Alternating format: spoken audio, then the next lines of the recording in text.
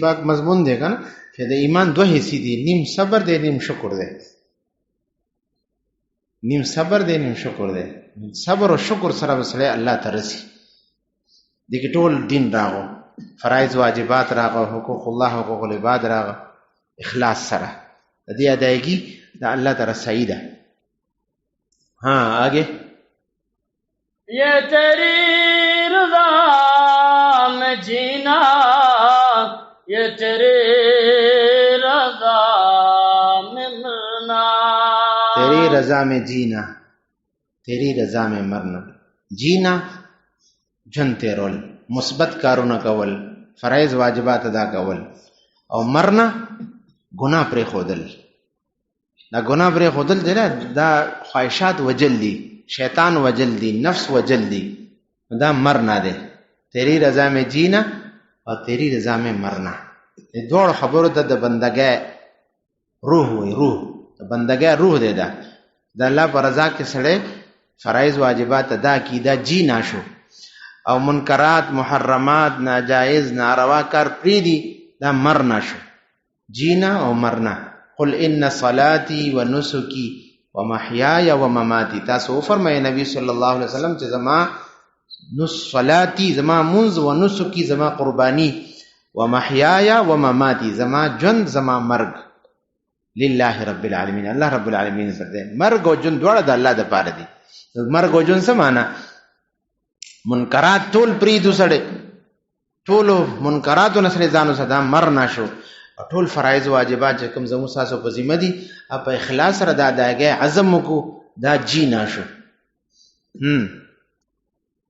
یہ تیری رضا میں جینا، یہ تیری رضا میں مرنا، یہ تیری رضا میں جینا، یہ تیری رضا میں مرنا. میری عبودیت پہ یا رب یہ ہے تیرا فضل کرنا. دا تیرا فضل ہے. مونږ ته د بندګۍ د اعمالو توفیق ملوشي به منظم کو، الحمدلله جميع منظم ادا کو. دا د الله فضل دی، دا زمون کمال نه دی. او بار لاړ شو د منکر نه ځان وساتو، نظر حفاظت نصیب شي، د خولې حفاظت نصیب شي، د یو رشتہ دار د یو کور والا او د بچو یو نامناسبه خبره مخې ته راشي، ځان سړی کنټرول کی، غوسه ونه کی، وال ټکول ونه کی،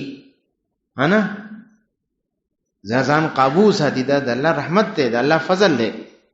دا به نه وي چې دا ما دا کار وکړو، ما وکړو، نه نه نه، داسې به نه وي. سلیمان علیه السلام بلقیس تخت چې دی هغه خپلو وزراو ته وفرمایل چې د څوک به راوړي دا تخت. یو پیري وویل چې زه به راوړم، تاسو اجلاس شروع دی، مثلا سحر نه اجلاس شروع دی، ماسپښین غرمې نه پاڅېدو نه مخکې به د بلیس تخت د بلقیس تخت به تاسو ته حاضر کړم. بلقیس تخت شاندار تخت. سلیمان علیه السلام فرمایي چې نه، دینم زر پکار دی، دینم زر پکار دی.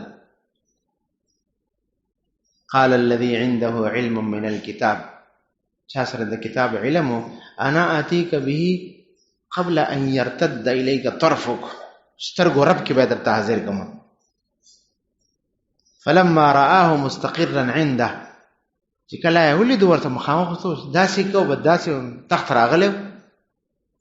دغه علم من الكتاب، قال الذي علم من الكتاب نسوک مراد ده. بعض رات فرمایي چې د سلیمان علیه السلام یو وزیر دی، صحابي دی، نو د صحابي کرامت هم د نبی معجزه ده. او بعض فرمایي چې نه، د خپل سلیمان علیه السلام دی. سترګو رب کې چې دی د صنعا او د یمن نه چې دی تخت حاضر کو، نو فرمایل سترګو رب کې، قال هذا من فضل ربي، دا زما د رب فضل دی.